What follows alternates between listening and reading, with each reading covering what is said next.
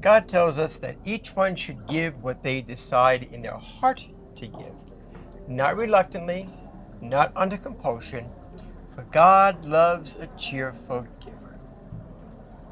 Stewardship is a tough thing for us Christians, isn't it?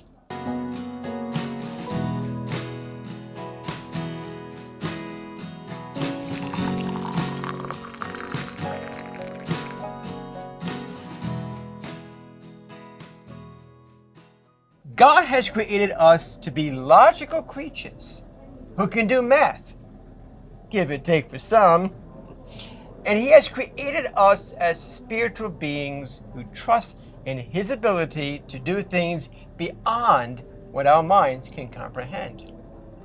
But when it comes to stewardship, and when it comes to my stewardship, I can't help but do the math. See, if I give a percentage of my time, my talents, and my treasures to the Lord, then the net result will be that I have less time, talents, and treasures to be used as I see fit.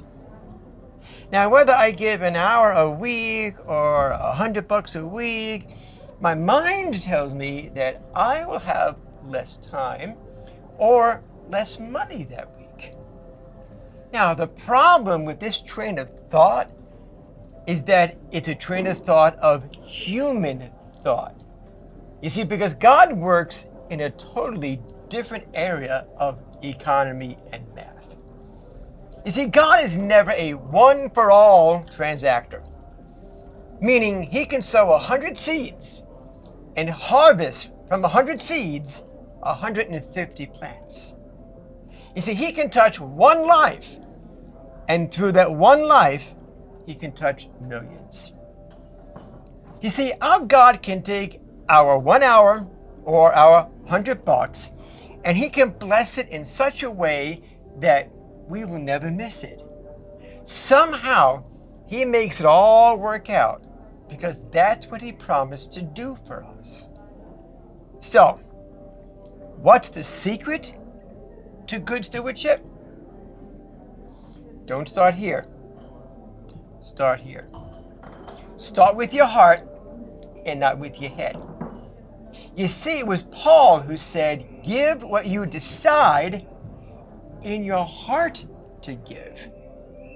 You see, true stewardship is a faith thing, not a reason thing or a common sense thing or a logic thing.